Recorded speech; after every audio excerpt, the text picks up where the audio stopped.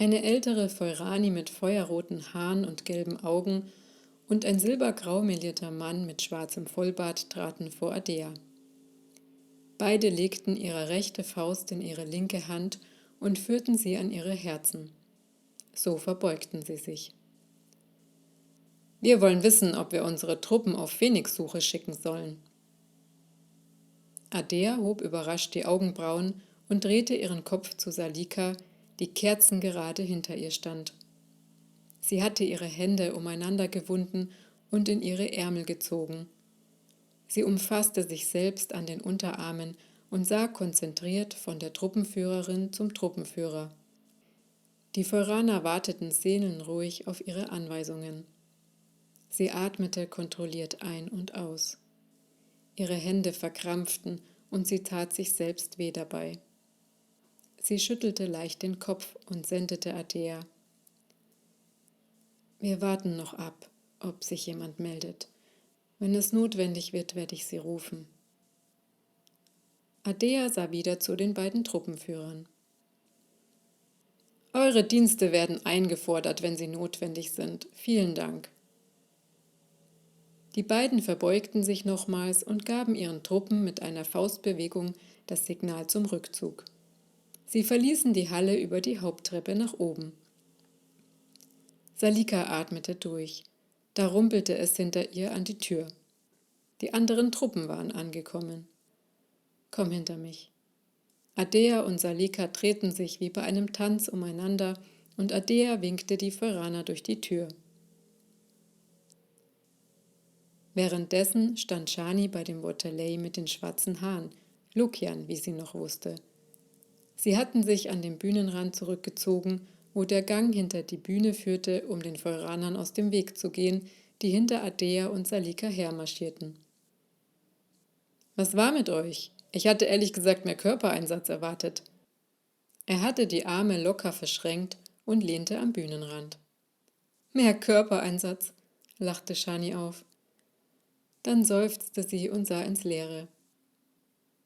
»Bei uns hat sich von gestern auf heute so viel verschoben, dass es vermutlich besser ist, dass wir verloren haben.« Sie lehnte sich ebenfalls an den Bühnenrand, aber eher aus Resignation.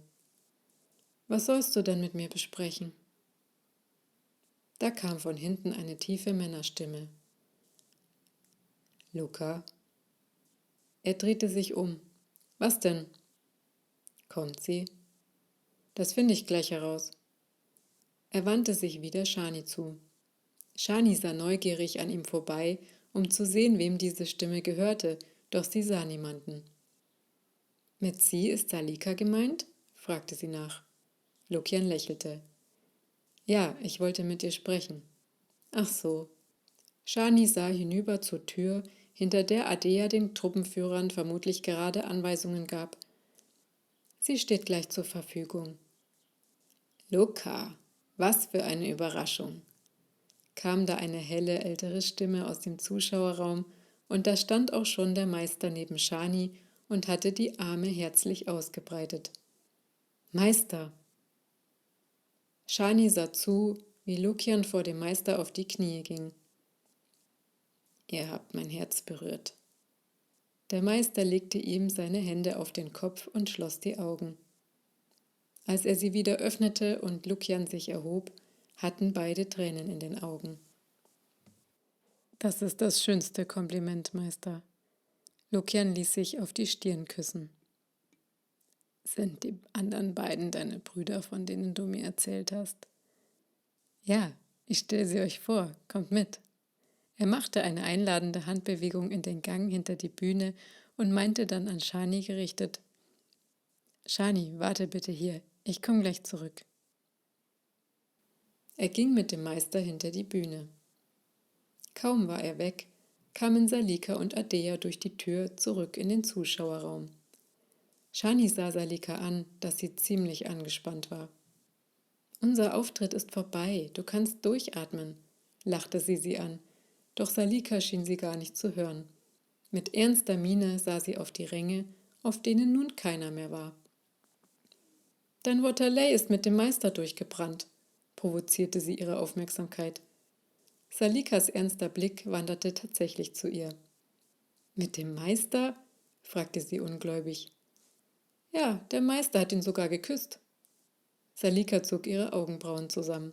»Was redest du da?« »Wie immer die Wahrheit.« Grinsend zuckte Shani mit den Schultern. »Kommt, wir gehen ihnen nach.«